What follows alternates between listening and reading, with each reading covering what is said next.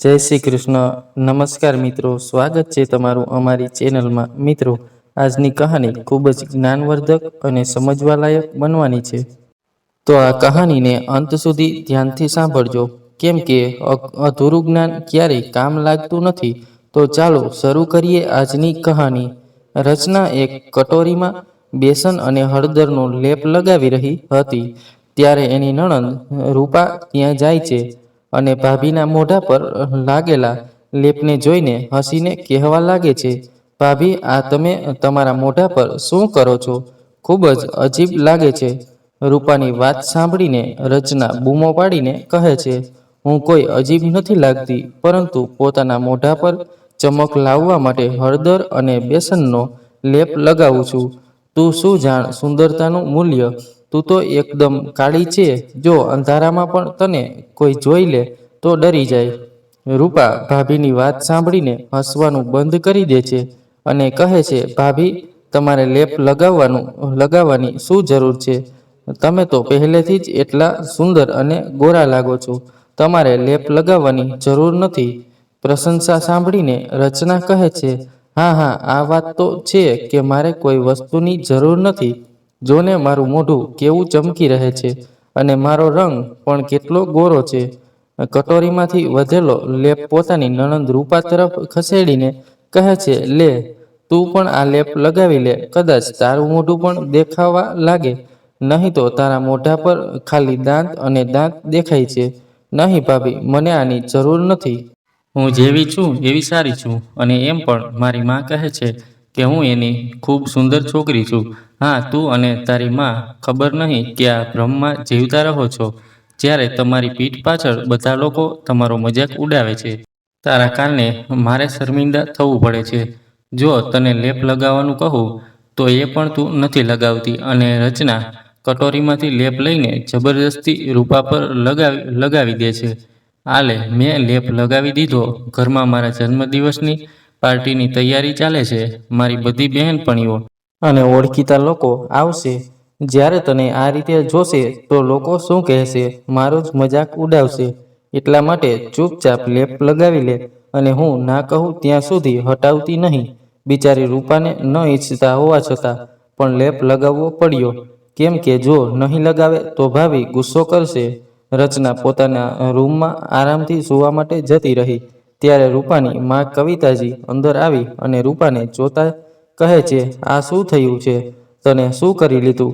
પોતાના મોઢા ઉપર માએ ભાભીએ અચ્છા, ભાભીએ કર્યું છે. આ સાંભળીને કવિતાજી શાંત થઈ જાય છે, કેમ કે એને ખબર છે કે પુત્રવધુ કંઈ કહે અને મારી દીકરી ના કહી દે એટલી મારી દીકરીની હિંમત નથી, અને હું પણ કંઈ નથી કહી શકતી. અચ્છા રૂપા, હવે જલ્દીથી પોતાનું મોઢું સાફ કરીને આવી જા. રસોડામાં જલ્દી હાથ ચલાવીને કામ કરવાનું છે. કાલ માટે મીઠાઈ પણ બનાવીને તૈયાર રાખવાની છે. તારા ભાભીએ ખાવાની કેટલી લાંબી લિસ્ટ આપી દીધી છે, જેની તૈયારી આપણે બંને જ કરવાની છે. માં હમણાં આવી. આટલું કહીને રૂપા પોતાના મોઢાને ધોવા માટે જતી રહે છે. રસોડામાં જઈને માને કહે છે, માં, શું હું સુંદર નથી? પોતાની દીકરીના માથે ચૂમીને કવિતાજી કહે છે, અરે, તું તો મારી આખા દુનિયા કરતાં પણ વધારે સુંદર છોકરી છે. પણ માં, બધા લોકો તો મને કાળી બોલે છે અને કહે છે તારે રંગ ખૂબ જ કાળો છે, તું ખૂબ શ્યામ છે. મને આ સાંભળીને ખૂબ અજીબ લાગે છે. શું કાળું હોવું એ કોઈ અપરાધ છે? અને પછી મેં તો ભગવાન પાસે કાળો રંગ નથી માગ્યો ને. એને જે મને આપ્યું એ મને મંજૂર છે. મને તો મારો આ જ રંગ પસંદ છે. પણ ખબર નહીં, દુનિયાવાળા હંમેશા મને રંગથી જ જજ કરે છે. તું શું કામ ચિંતા કરે છે બેટા? તારામાં શું ખાસિયત છે એ તો હું જ જાણું છું. તું એટલી સારી રસોઈ બનાવે છે. તારા હાથમાં તો જાદુ છે, જાદુ. જોજે, કાલે પાર્ટીમાં બધા તારા હાથની રસોઈ જમશે તો આંગળીઓ ચાટતા રહી જશે. અને પછી મારી દીકરી દેખાવમાં કેટલી સુંદર લાગે છે. એની હાઈટ કેટલી સારી છે. વાળ જોયા છે? મારી દીકરીના કમર સુધી વાળ આવે છે. એવડી મોટી ચોટલી બને છે મારી દીકરીના વાળ. અને સુરત તો ભગવાન કૃષ્ણ જેવી છે. બધું તો કરી લે છે મારી દીકરી.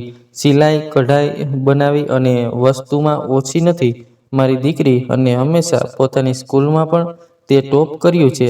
સ્કૂલની વાત સાંભળીને રૂપાની આંખમાં આંસુ આવી ગયા. આ મારી સ્કૂલ પૂરી થઈ ગઈ છે, પણ ભાભીએ મને કોલેજમાં એડમિશન ન લેવા દીધું. મને આ વાતનું ખૂબ જ દુઃખ છે. મને વધારે આગળ ભણવું હતું, પણ એને કંઈક કરવું હતું. પણ ભાભીએ મારી એક વાત ન માની. હા બેટા, આપણે આર્થિક રૂપથી પૂરી રીતે તારા ભાઈ ભાભી પર જ નિર્ભર છીએ. હવે એ આપણને જેમ રાખે આપણે એમ જ રહેવું પડશે. 4 રોટલીના બદલામાં આપણે મા દીકરી આખા ઘરનું કામ કરીએ છીએ. ત્યારે પુત્રવધુ રચનાનો અવાજ આવે છે. તમે બંને મા દીકરી રસોડામાં ઊભી ખાલી વાતો જ કરતી રહેશો કે હાથ ચલાવીને કંઈક કામ પણ કરશો? જોઈ લેજો, મારા ખાવાની લિસ્ટમાં જે જણાવ્યું છે બધું બની જવું જોઈએ, નહીં તો તમારી બંનેની ખબર હું સારી રીતે લઈશ. કરડી, મારી માટે એક કોફી બનાવી દે. માં, તું ખૂબ ભારે લાગે છે. અને પોતાની દીકરીને જણાવી દેજે કે એક કટોરીમાં તેલ લઈને મને માલિશ કરી દે. થોડું સારું લાગશે. એના પછી મને માર્કેટમાં શોપિંગ કરવા માટે જવું છે.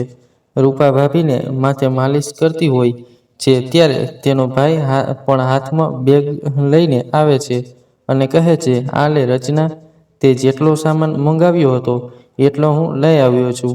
તારી સાડી ડ્રેસ પણ ટેલર પાસેથી લઈ આવ્યો છું. રચના જલ્દીથી ડ્રેસને ખોલીને જોવા લાગે છે. ખૂબ જ સુંદર ડ્રેસ હતી અને ખૂબ મોંઘી પણ. બાજુમાં ઊભેલી રૂપાએ ડ્રેસને એક નજરે જોતી રહી. રૂપા પોતાના ભાઈ મહેશને કહે છે, ભાઈ, કાલે ઘરમાં એટલી મોટી પાર્ટી છે. મારી પાસે પણ પહેરવા માટે એક પણ ડ્રેસ નથી અને મા પાસે પણ પહેરવા માટે એક પણ સાડી નથી. એક સાડી મા માટે પણ લઈ આવીએ અને બની શકે તો એક ડ્રેસ ખરીદવા માટેના પૈસા મને પણ આપી દ્યો. ધક્કો મારતી રચના કહે છે, આવી નવા ડ્રેસ પહેરવાવાળી જન્મદિવસ મારો છે અને નવો ડ્રેસ તું પહેરીશ, અને એમ પણ તારા જેવા રંગવાળી છોકરીને કોઈ જોશે પણ નહીં. મારો એક ખૂબ જૂનો ડ્રેસ પડ્યો છે જેના પર કોફી પડી ગઈ હતી અને સાઈડમાંથી થોડો ફાટી પણ ગયો છે, જેના કારણે હું એને નથી પહેરતી. એ હું તને આપી દઈશ, એ પહેરી લેજે. અને આ ગરડીને નવી સાડીની શું જરૂર છે? હા રૂપા, તું પણ ફાલતુના ખર્ચા કરાવે છે. આટલું કહીને એનો ભાઈ અંદર રૂમમાં જતો રહ્યો. અરે મહેશ, મારે આ ડ્રેસના મેચિંગની બંગડી પણ લાવવી છે. હું માર્કેટ જવાની છું. 1 લાખ કાઢીને મૂકી દેજે. સારું, મારા પર્સમાંથી લઈ લેજે. ભાઈ ભાભીના વ્યવહારથી રૂપાની આંખોમાં આંસુ આવી ગયા. રસોડામાં ઊભેલી કવિતાજી પણ પોતાના પુત્રવધુની વાતો સાંભળી રહી હતી અને પોતાની પુત્રની આંખોને જોઈને પોતાને ખૂબ લાચાર મહેસૂસ કરતી હતી કે આજે પતિના ગયા પછી તેના હાથમાં એટલા પૈસા પણ નથી કે પોતાની દીકરીને એક ડ્રેસ ખરીદીને આપી શકે. ભાભીનો જૂનો ડ્રેસ પહેરવા માટે મજબૂર છે. પુત્રવધુના રૂમમાં ગયા પછી કવિતાજી રૂપાનો હાથ પકડીને રસોડામાં લઈ આવે છે અને સાડીના પલ્લુથી એની આંખોના આંસુ લૂછીને એને કહે છે, બેટા, તું ચિંતા ન કર. એક દિવસ તારી પાસે એટલા કપડાં હશે કે તને સમજમાં નહીં આવે કે કયા કપડાં પહેરે ક્યાં નહીં. આટલા મોંઘા ડ્રેસ તારી પાસે હશે કે તેની ક્યારેય તે પણ નહીં વિચાર્યું હોય. માં, શું કામ તને ખોટી હિંમત આપો છો? હકીકતમાં તો કંઈક અલગ જ છે જે તમને પણ દેખાય છે અને મને પણ. નહીં બેટા, મારું મન કહે છે કે તું એક દિવસ ખૂબ સારા કપડાં પહેરીશ અને જોજે, તારી ભાભી પણ તને જોતી રહી જશે. કવિતાજી પોતાની દીકરીને સમજાવીને એનું મન હળવું કરી દે છે અને કહે છે, ચાલ જલ્દીથી આવી જા અને પોતાના હાથનું કમાલ રસોઈમાં બતાવ અને કંઈક સારું બનાવ. સારું માં, આવું છું. મરેલા મનથી રૂપા કહે છે. બીજે દિવસે સવારથી જ બધા લોકોની અવરજવર શરૂ થઈ જાય છે. એના પિયરના પણ બધા લોકો આવવા લાગે છે. હંમેશાની જેમ રૂપા અને કવિતાજી રસોડામાં જ કામ કરે છે. ક્યારેક કોઈની માટે ચા બનાવે છે તો ક્યારેક કોઈની માટે શરબત. આવતા જતા લોકોના સ્વાગતમાં લાગેલી છે. રચના રસોડામાં આવે છે અને પોતાની સાસુમાને કહે છે, આજે તમને ખબર છે કે મારા પિયરથી કોણ કોણ આવવાનું છે? મારા મામાજી અને છોકરો એ મુંબઈમાં રહે છે અને ફિલ્મ ઇન્ડસ્ટ્રીમાં કામ કરે છે. ખૂબ મોટો ડિરેક્ટર છે. મેં એને કેટલી વિનંતી કરી બર્થડે પાર્ટીમાં બોલાવ્યો છે. આજે તો મારી પાર્ટીમાં 4 ચાંદ લાગી જશે. સાથે મારા મામા અને એનો દીકરો ખૂબ પૈસાવાળા છે. તમે લોકો જ્યારે એને જોશો તો તમારા લોકોની આંખ ફાટી રહી જશે. અને હા, ઓછામાં ઓછી 10 લોકોની ચા બનાવી દ્યો. મારા પિયરથી બધા લોકો આવવાના છે. હમણાં થોડીવાર પહેલા જ ફોન આવ્યો હતો. ફરીથી નીકળી ગયા છે. અડધો કલાક પહેલા જ ઘરેથી નીકળી ગયા છે. આ રીતે પોતાના પિયરને ઓછા બતાવીને રચના ઘમંડ સાથે રૂમમાં જતી રહી. પુત્રવધૂની વાત સાંભળીને કવિતાજી અને રૂપા કંઈ નથી કહેતી અને ચૂપચાપ પોતાના કામ કરવા લાગ્યા. કવિતાજી દીકરી રૂપાને કહેવા લાગી કે રૂપા, તારી ભાભીનો જન્મદિવસ છે. એના પિયરમાંથી બધા લોકો આવે છે, બહેનપણીઓ પણ આવે છે અને બધા ઓળખીતા લોકો પણ આવે છે. પણ મારા હાથમાં તો 100 રૂપિયા પણ નથી જે હું પુત્રવધૂને આપી શકું. જો હું તિલક નહીં કરું તો બધા લોકો મને કઈ રીતે જોશે અને મને ભાત ભાતના પ્રશ્નો પૂછશે. હું શું જવાબ આપીશ આ બધા પ્રશ્નોના? માં, તમે ચિંતા ન કરો, હું ભાઈ સાથે વાત કરું છું, કદાચ એ તમને થોડા પૈસા આપી દે. ત્યારે રસોડામાં પાણી લેવા માટે એનો ભાઈ આવ્યો. તો રૂપા તક શોધીને એના ભાઈ સાથે વાત કરે છે કે ભાઈ, આજે ભાભીનો જન્મદિવસ છે. તમે માને થોડા પૈસા આપી દો જેથી એ માને તિલક કરી શકે. નહીં તો બધાની સામે એ પૈસા માંગશે તો ખૂબ અજીબ લાગશે. મહેશ રાડો પાડીને કહે છે, એમાં અજીબ લાગવાની શું વાત છે? તમારા લોકોના બધા ખર્ચા હું જ સંભાળું છું. પછી કે તમે એકલામાં માંગો કે 4 લોકોની વચ્ચે શું ફરક પડે છે? છેલ્લે લોકોને પણ ખબર પડવી જોઈએ કે હું મારી માનો ખર્ચ ઉઠાવું છું, એને ખવડાવું છું, મારા ઘરમાં રાખું છું. માની સાથે એક બહેને પણ પોતાની સાથે રાખું છું અને એનો પણ ખર્ચો ઉઠાવું છું. ભાઈની વાત સાંભળીને રૂપાને ગુસ્સો આવી જાય છે અને કહે છે, ભાઈ, તમે મારું એટલો ખર્ચ ઉઠાવો છો તો કોલેજમાં એડમિશન પણ કરાવી દીધું હોત. અને જેટલો તમે ખર્ચો ઉઠાવો છો એનાથી વધારે મારી પાસે અને મારી મા પાસેથી ઘરનું કામ પણ કરાવી લ્યો છો. માં, રૂપાની જીભડી ખૂબ ચાલવા લાગી છે. એને કહી દ્યો મારી સાથે ઓછી વાત કરે, નહીં તો મારાથી ખરાબ કોઈ નહીં હોય. પગ પછાડીને મહેશ રસોડાની બહાર નીકળી જાય છે. રચના જાણી જોઈને પોતાની સાસુમાં અને નણંદને હેરાન કરે છે. ક્યારેક કહે છે ચા બનાવી દ્યો તો ક્યારેક કહે છે ચા નથી પીવી, શરબત બનાવી દ્યો. બંનેને રસોડામાંથી નીકળવા જ નથી દેતી. બધી રસોઈ તૈયાર છે તો પણ રૂપા અને એની મા રસોડામાં જ બેઠા છે. એવું લાગે છે કે એ બંને ઘરના સદસ્ય નથી પણ ઘરના નોકર છે, જેને ઘરની પાર્ટીથી કોઈ લેવા દેવા નથી. ખાલી ઘરની નોકરી કરવી છે અને લોકોના કામ કરવા છે. સાંજના નક્કી કરેલા સમયે પાર્ટી શરૂ થઈ જાય છે. આખો હોલ લોકોથી ભરેલો છે. ત્યારે રચના મહેશના હાથમાં હાથ નાખીને હોલમાં આવે છે. એણે હાફ સ્લીવનું સ્કર્ટ, બ્લુ કલરનું ગાઉન પહેર્યું છે અને એની પર ગળામાં ડાયમંડ સેટ ખૂબ જ સુંદર લાગે છે. રચનાને જોઈને બધા લોકો એની સુંદરતાની પ્રશંસા કરવા લાગે છે કે રચના આજે તો ખૂબ જ સુંદર લાગે છે. સાથે બ્લુ મોનમાં તું પરી લાગે છે. પરી અને તારો ગોરો રંગ બહાર આવે છે. બધાની પ્રશંસા સાંભળીને રચના ફૂલી નથી સમાતી. થોડી વારમાં રચનાનો મામાનો છોકરો જે મુંબઈમાં ડિરેક્ટર છે એ પણ આવી જાય છે.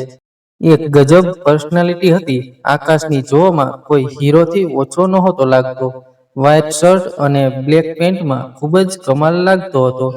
કેક કટ કરવાનો સમય થઈ રહ્યો હતો. ત્યારે રચના પોતાના પતિ મહેશને કહે છે કે જા તું પોતાની મા અને બહેનને કહીને આવ કે કપડાં બદલી લે. જાણી જોઈને રચનાએ રૂપા અને કવિતાજીને કપડાં બદલાવવા માટે મોકલી દીધા. ત્યાં સુધીમાં એ કેક કાપી લેશે અને લોકોને પણ કહી દેશે કે એ હજી સુધી તૈયાર નહોતા થયા. રચના જ્યારે કેક કાપવા લાગી તો એની બહેનપણીઓએ પૂછ્યું, તારી નણંદ રૂપા નથી દેખાતી અને તારી માં ક્યાં છે? તો રચના કહે છે, તમે લોકોને તો ખબર જ છે કે કંઈ કામ તો કરતી નથી, બસ આખો દિવસ તૈયાર થવામાં રહે છે. નામ રૂપા છે, પણ નામ અનુસાર એક પણ લક્ષણ નથી. એમાં તો પણ આખો દિવસ કાચ સામે ઊભી રહે છે. ખબર નહીં આખો દિવસ પોતાને જોઈને પણ નથી થાકતી. મહેશ અત્યારે એ બંનેને બોલાવવા માટે ગયા હતા, પણ એને કહ્યું કે એ બંનેને ટાઈમ લાગશે, આટલા માટે કેક કટ કરી લઈએ. રૂપા અને કવિતાજી હોલમાં આવ્યા ત્યારે બધાની નજર રૂપાની તરફ જ ગઈ. રૂપા એક 20 વર્ષની કાળા રંગની એક ખૂબ જ સુંદર છોકરી હતી. તેની સુરત, તેના નકશા ખૂબ જ તીખા હતા. મોટી મોટી આંખો અને એમાં કાળા કાળા કમર સુધી લાંબા વાળ આગ લગાવતા હતા. રૂપાએ ખૂબ જ સિમ્પલ ગુલાબી રંગનો ડ્રેસ પહેર્યો હતો. એમાં એ ખૂબ જ સુંદર લાગતી હતી. એની સાદગીને જોઈને બધા પીગળી ગયા. હોલમાં બેઠેલો રચનાનો મામાનો છોકરો પણ રૂપાને એક નજરે જોતો રહી ગયો કે ભગવાને કઈ રીતે બનાવી છે. આ છોકરો છોકરીને કેટલી સુંદર સુંદર છોકરી છે. રંગ તો બિલકુલ ભગવાન શ્રી કૃષ્ણ જેવો છે. કેટલી સુંદર છે. કૃપા એ બધાથી અજાણ હતી કે હોલમાં કોણ કોણ એને જોઈ રહ્યું છે. ત્યારે એ જોવે છે કે ભાભીએ કેક કાપી લીધી છે. તો એ માનો હાથ પકડીને કહે છે, ચાલો માં, ભાભીએ તો કેક કાપી લીધી છે, તો આપણે અહીંયા હોલમાં શું કરીએ છીએ તેનાથી સારું આપણે આપણા રૂમમાં કે પછી રસોડામાં જ બેસીએ. જ્યારે કોઈ કામ હશે ત્યારે બહાર આવી જઈશું. આપણી અહીંયા કોઈ જરૂર નથી. માને પાછા જતા જોઈ મહેશ કહે છે, માં, તમે ક્યાં જાઓ છો? શું પોતાની પુત્રવધૂને તિલક નહીં કરે? પોતાના પર્સમાંથી 500 રૂપિયા કાઢીને મને આપતા કહે છે, જા માં, રચનાને તિલક કરી દે.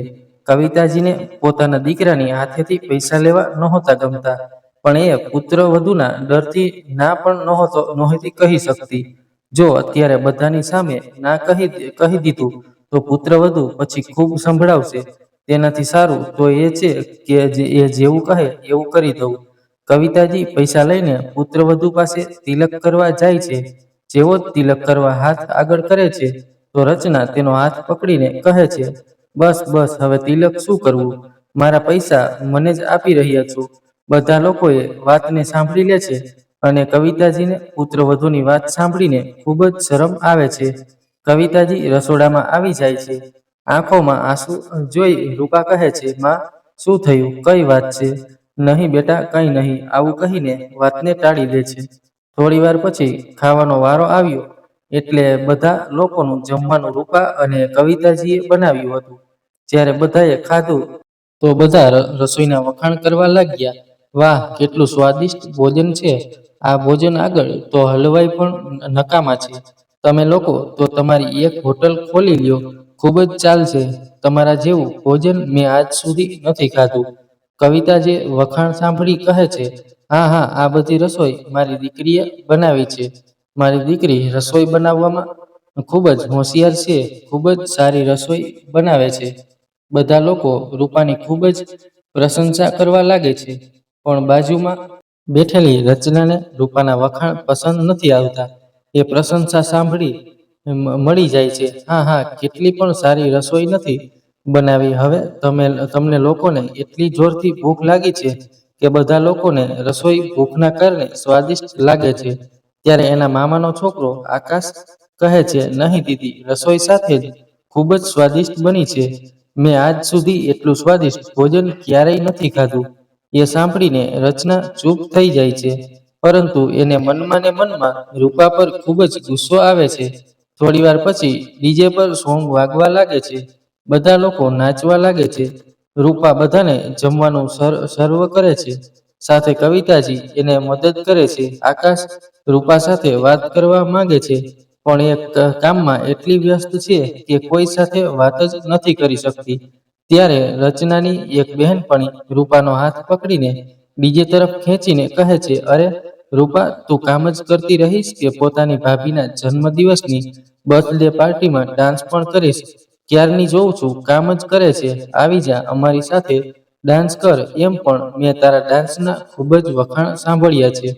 રૂપા પેરો મેં બંધન સોંગ પર ખૂબ જ સારો ડાન્સ કરે છે, જેને જોઈને આખો હોલ તાળીઓના ગડગડાટથી ગુંજી ઉઠે છે.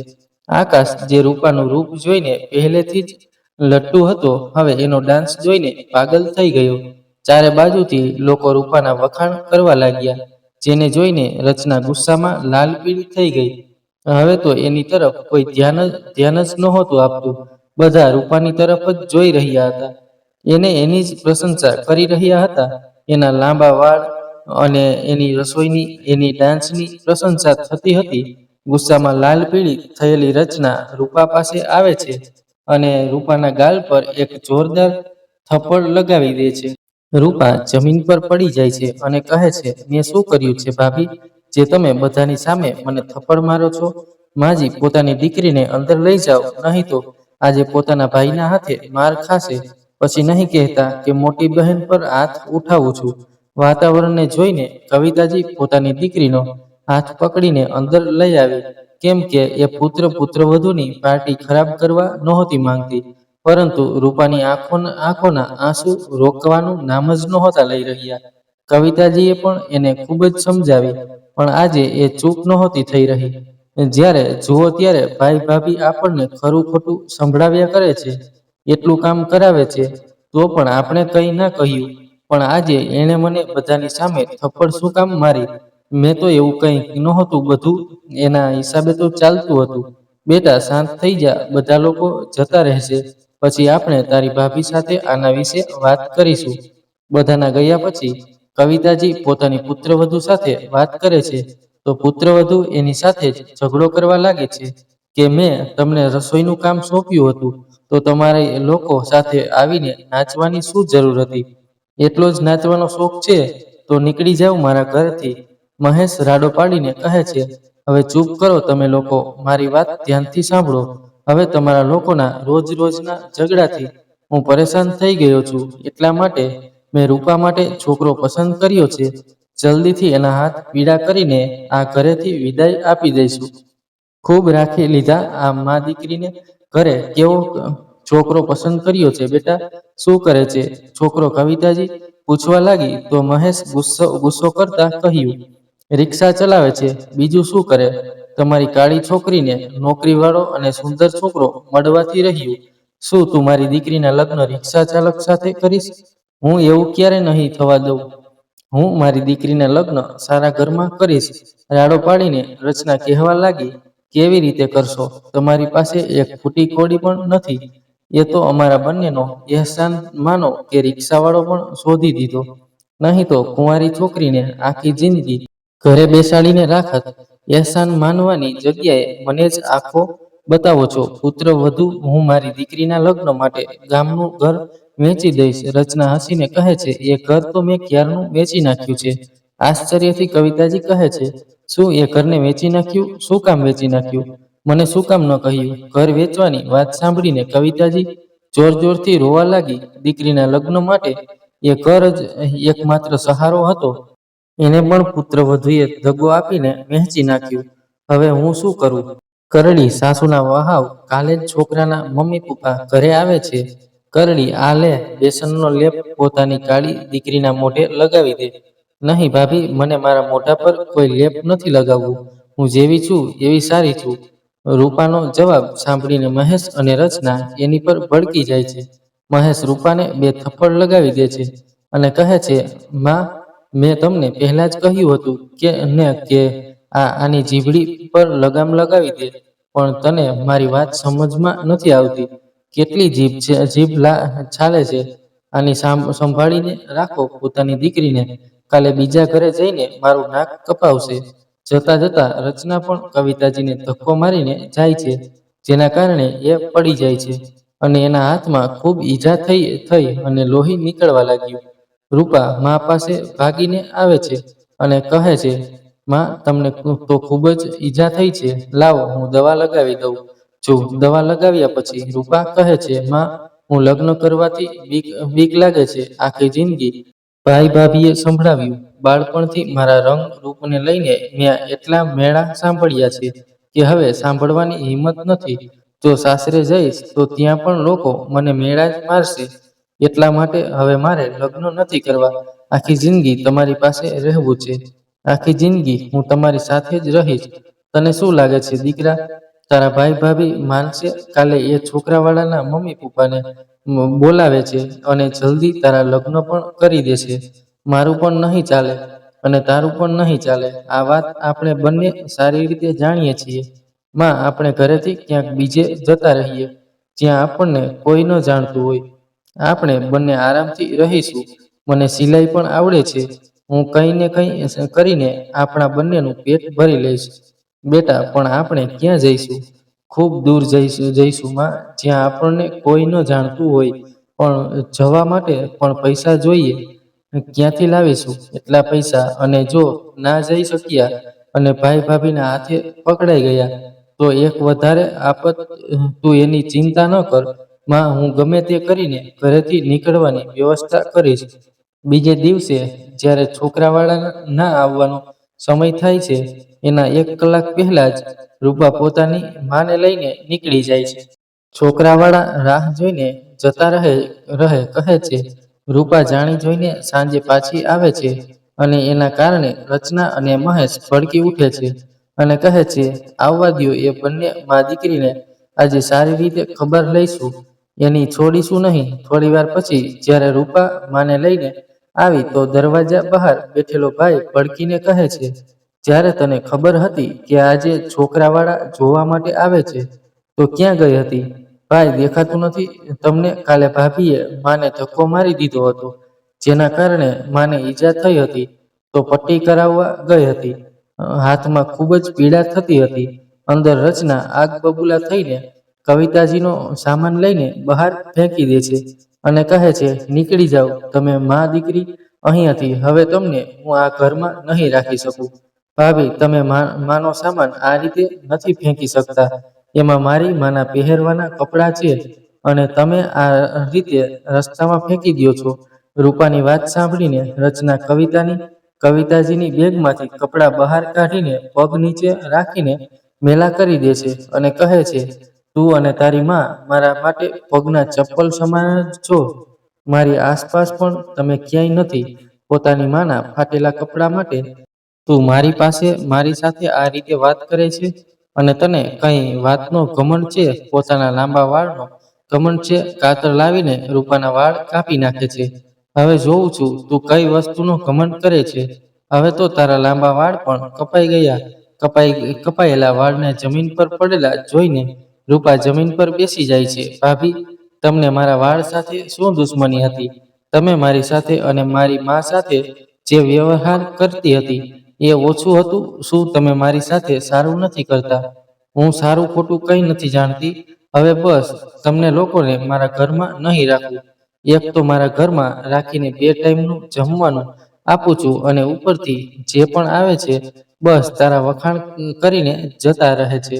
નીકળી જાઉં મારા ઘરેથી. અને આજે રૂપા પણ એ ઘરમાં નથી રહેવા માંગતી. માના કપડાં લઈને એક બેગમાં ભરીને માનો હાથ પકડીને નીકળી જાય છે. અજાણ્યા રસ્તા પર અને મંજિલની પણ ખબર નથી અને ક્યાં જવાનું છે એ પણ ખબર નથી. બસ ચાલતી જાય છે. ચાલતા ચાલતા કવિતાજીના પગ થાકી જાય છે અને એક વૃક્ષ નીચે આરામ કરવા બેસી જાય છે. આજે ઘરેથી નીકળ્યાના રૂપા અને કવિતાજીને પૂરા 2 વર્ષ થઈ ગયા હતા. આ 2 વર્ષમાં ઘણું બધું બદલાઈ ગયું છે. જે ભાભીને પોતાની શકલ સુરત અને પૈસા પર એટલું ઘમંડ હતું, એની આજે એવી હાલત થઈ ગઈ છે કે મુંબઈ જેવા શહેરમાં રેલવેની બહાર બેસીને ભીખ માંગી રહી છે. હકીકતમાં રચના અને એના પતિનું એક્સિડન્ટ થયું હતું, જેમાં રચનાના પતિના બંને પગ કપાઈ ગયા. ડોક્ટરે કહ્યું કે મુંબઈમાં ખૂબ મોટા ડોક્ટર આવે છે, ત્યાં એનો ઈલાજ થઈ શકે છે. વર્ષભરથી મહેશનો ઈલાજ ત્યાં ચાલી રહ્યો છે, પણ હજી પણ સારું નથી થયું અને એ ઈલાજના ચક્કરમાં જમીન ઘરેણાં બધું વેચાઈ ગયું. અને આજે તો રચના પાસે ખાવા માટે પણ પૈસા નથી. ભૂખના કારણે તડપી રહી હતી. એટલા માટે એણે બેઠેલા ભિખારીઓને જોયા તો પોતાનું મોઢું છુપાવીને થોડા પૈસા માંગવા માટે હાથ ફેલાવીને બેસી ગઈ. ત્યારે એની સામે એક મેગઝીન વેચવા વાળો નીકળ્યો. મેગઝીન પર રચનાએ એવું કંઈક જોયું કે ઊભી થઈને મેગઝીન વાળા પાછળ ભાગવા લાગી. હાથમાં મેગઝીન લઈને જોયું તો સ્તબ્ધ રહી ગઈ. કેમ કે મેગઝીનના ફ્રન્ટ પેજ પર રૂપાનો ફોટો લાગેલો હતો. એને ખૂબ જ સુંદર કપડાં પહેર્યા હતા. ગળામાં હીરાનો હાર પહેર્યો હતો અને ખૂબ જ સુંદર મેકઅપ કર્યો હતો. કોઈ અપ્સરાથી ઓછી નહોતી લાગતી. રચનાને પોતાની આંખો પર વિશ્વાસ ન થયો. પોતાની આંખો ચોડીને બીજી વાર મેગઝીનને જોયું. આ તો સાચે રૂપા જ છે, પણ એવું કેવી રીતે થઈ શકે છે? એ કાળી એટલા મોટા મેગઝીનના પહેલા પેજ પર કેવી રીતે આવી શકે છે? ત્યારે સીટીઓ પર બેઠેલા ભિખારીની હલચલ શરૂ થઈ ગઈ. અરે બધા લાઈનમાં બેસી જાઓ. ખૂબ જ મોટી મોડેલ, આપણને પૈસા આપવાની છે. બધા લોકો લાઈનમાં બેસી જાય છે. એ જ લાઈનમાં રચના પણ પૈસા લેવા માટે બેસી જાય છે અને મેગઝીનને પોતાના પલ્લુમાં છુપાવી લે છે. જ્યારે એટલા મોટા મુંબઈ શહેરમાં એટલી મોટી મોડેલ રચનાની સામે આવે છે, તો રચના ચક્કર ખાઈને જમીન પર પડી જાય છે. કેમ કે એ મોડેલ કોઈ બીજી નહીં, પરંતુ એની નણંદ રૂપા હતી અને એની સાથે એની મા પણ હતી. પોતાની સાસુમાં અને નણંદને એટલી મોટી ગાડીમાં બેસતા જોઈને અને ભિખારીઓને નોટોના બંડલ આપતા જોઈને રચનાના હોશ ઉડી ગયા અને ભાગીને એ બંને પાસે જાય છે અને કહે છે, માજી, તમે અહીંયા અને આટલા બધા પૈસા ક્યાંથી આવ્યા તમારી પાસે, તમારી લોકો પાસે? અને આ કાળી નહીં, માફ કરી દેજો માજી. પોતાની વાતને સાંભળીને રચના કહે છે કે કૃપા એટલી મોટી મોડેલ કેવી રીતે બની ગઈ? પુત્રવધૂને ભિખારીની લાઈનમાં જોઈને કવિતા જે કહે છે કે તું અહીંયા શું કરે છે? શું હાલત બનાવી રાખે છે? ત્યાં રૂપા પલટીને જોવે છે. માં કોની સાથે વાત કરે છે? માં, આજે તમારો જન્મદિવસ છે. આવો, આ પૈસા તો અમારે જ દાન કરવાના છે. ત્યાં કોની સાથે વાત કરો છો? પરંતુ જ્યારે રૂપા રચનાને જોવે છે, તો એને ખૂબ જ ગુસ્સો આવી જાય છે. રૂપા માનો હાથ પકડીને કહે છે, માં, તમે અહીંયા જે કામથી આવ્યા છો એ કામ કરો. આપણે અજાણ્યા લોકો સાથે વાત નથી કરવાની. ચાલો માં, આપણે આગળ જઈએ. રચના રૂપાના પગ પકડી લે છે અને કહે છે, રૂપા, આજે અમને તમારી જરૂર છે. શું તું પોતાના ભાઈ ભાભીનો સાથ નહીં આપે? તને નથી ખબર કે ગયા વર્ષે અમારી ઉપર શું થયું છે? અમે પૂરી રીતે બરબાદ થઈ ગયા છીએ. અમારી પાસે ખાવા માટે પણ પૈસા નથી. આજે તારી પાસે એટલા પૈસા છે, તો શું પોતાના ભાઈ ભાભીની મદદ નહીં કરે? સારું ભાભી, તમે પણ આ લાઈનમાં બેસી જાઓ. જેટલી મદદ હું બધાની કરી રહી છું, એટલી મદદ હું તમારી પણ કરી દઈશ. અને એનાથી વધારે મદદની ઉમ્મીદ તમે મારી પાસે ન રાખતા. કેમ કે એનાથી વધારે હું કોઈ મદદ નહીં કરું. રૂપાના ગુસ્સાને જોઈને રચના કવિતાજીને કહે છે, માજી, તમે જ સમજાવો ને રૂપાને. આ રીતે પોતાનાથી મોઢું ના ફેરવાય. શું કામ પુત્રવધુ એમ પણ તારા પોતાના જ હતા? અમને ઘરની બહાર નીકળતા તારા હાથ ન કાપ્યા? રાતના સમયે મા દીકરીને ઘરની બહાર કાઢી મૂકી પછી તે અત્યાચાર નથી કર્યા? તે મારી દીકરી સાથે કેટલું ખરું ખોટું સંભળાવતી હતી. તું મારી દીકરીને, જે દીકરીને તું કાળી કહેતી હતી, આજે એ મુંબઈ જેવા મોટા શહેરની સૌથી મોટી મોડેલ છે અને ખૂબ મોટા ડિરેક્ટરની પત્ની છે. શું માજી, રૂપાએ લગ્ન કરી લીધા? કોણ છે એનો પતિ? ત્યારે ગાડીમાંથી સામાન લઈને રૂપા પાસે આકાશ આવે છે અને કહે છે, હાલે રૂપા, તું ગાડીમાં જ ફળ ભૂલી ગઈ હતી. આ પણ બધાને આપવાના છે. પુત્રવધુ આકાશ જમાઈ છે પોતાના મામાના છોકરા. આકાશને રૂપાના પતિના રૂપમાં જોઈને રચનાને 440 વોલ્ટનો ઝટકો લાગી જાય છે. થોડીવાર માટે તો એ શાંત ઊભી રહી જાય છે કે આ શું થઈ ગયું. પછી કહે છે, માજી, તમે લોકો મુંબઈ કેવી રીતે આવ્યા? અને આકાશ તમને ક્યાં મળ્યો? અને કેવી રીતે આ બંનેના લગ્ન થયા? લાગે છે મારો ભોળા ભાઈને રૂપાએ પોતાના જાળમાં ફસાવીને લગ્ન કર્યા હશે. ખબરદાર દીદી, જો તમે રૂપા વિશે એક શબ્દ પણ કહ્યો હતો, મને તમારા વિશે બધી જાણ થઈ ગઈ છે કે કઈ રીતે તમે રૂપા અને માજી પર અત્યાચાર કરતી હતી. પરંતુ હું હવે એના વિશે એક શબ્દ પણ નહીં સાંભળું. તમે જેને બદસુરત કહેતી હતી, આજે એનો ફોટો મોટા મોટા મેગઝીનના છાપા છે. આખા મુંબઈમાં એનું નામ છે. તે રૂપાને ઘરની બહાર કાઢી મૂકી હતી, પણ સંજોગથી એ મને આજથી 2 વર્ષ પહેલા એ મને એક ઝાડ નીચે દેખાણી. જ્યારે એને મને પોતાની આપવીતી જણાવી, તો હું એને મુંબઈ લઈ ગયો.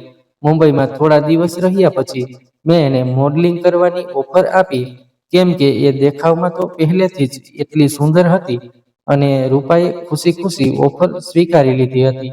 જોવામાં એ મુંબઈની ખૂબ મોટી મોડેલ બની ગઈ. હું તો પહેલી નજરમાં જ એને મારું દિલ આપી બેઠો હતો. એક દિવસ તક શોધીને મેં રૂપાને મારો પ્રેમ વિશે જણાવ્યું, તો એ પણ ના ન પાડી શકી. હમણાં 2 મહિના પહેલા જ અમે બંનેએ લગ્ન કર્યા છે. આકાશ, માને લઈને અહીંયા આવી જા. ત્યાં કોઈની સાથે વાત કરવાની જરૂર નથી. પેલી બાજુ રચનાએ એવું લાગતું હતું કે એની ઉપર વીજળી પડી હોય, કેમ કે જિંદગીમાં જેટલી નફરત એને રૂપા સાથે કરી હતી, એનેથી પણ વધારે એ સફળતાની સીડીઓ પર ચડીને બેઠી છે, જેને જોઈને એને ખૂબ જ ખોટું લાગે છે. ભાભી, હું તમને પૈસા આપીને મદદ તો નથી કરી શકતી, પણ હા, મારી પાસે કપડાં ખૂબ જ ભેગા થયા છે. એ પણ સારા, ફાટેલા પણ નથી અને ગંદા પણ નથી. જોઈતા હોય તો કહી દેજો. આજે મારી પાસે કપડાની પણ કોઈ અછત નથી. અને હા, આ જુઓ, મારા લાંબા વાળ ફરીવાર વધી ગયા છે. કહો તો તમારી માટે બેસનનો લેપ પણ મોકલાવી દઈશ. રૂપાની વાત સાંભળીને રચનાને સમજમાં આવી ગયું કે માણસ ખૂબસૂરત રૂપથી નહીં, પણ સીરતથી હોય છે. તો મિત્રો, ક્યારે પણ કોઈના રૂપ અને રંગને જોઈને વ્યવહાર ન કરવો જોઈએ, કેમ કે ઉપરવાળાની લાકડી જ્યારે પડે છે તો ખરાબ કર્મોની સજા જરૂર મળે છે. રૂપ અને રંગ તો ભગવાનની દેન છે. આપણે સીરત જોવી જોઈએ, કેમ કે આપણે એની શકલ, રૂપ અને રૂપ રંગના કારણે એને ખરું ખોટું કહીએ છીએ અને પોતાની સુંદરતાનો ઘમંડ કરીએ છીએ. તો એકને એક દિવસ ભગવાન આપણા આ ઘમંડને જરૂર તોડી નાખે છે. તો મિત્રો, તમને અમારી આ કહાની કેવી લાગી? જો પસંદ આવી હોય તો કોમેન્ટ કરીને જરૂર જણાવજો. તો મિત્રો, તમને અમારી આજની કહાની કેવી લાગી? જો પસંદ આવી હોય તો વિડીયોને લાઈક કરી દેજો અને સગા સંબંધી સાથે શેર કરી દેજો તથા કોમેન્ટ બોક્સમાં જય શ્રી કૃષ્ણ લખી દેજો. અને ચેનલને સબસ્ક્રાઇબ ના કરી હોય તો ચેનલને અત્યારે જ સબસ્ક્રાઇબ કરી દેજો. જય શ્રી કૃષ્ણ. ધન્યવાદ.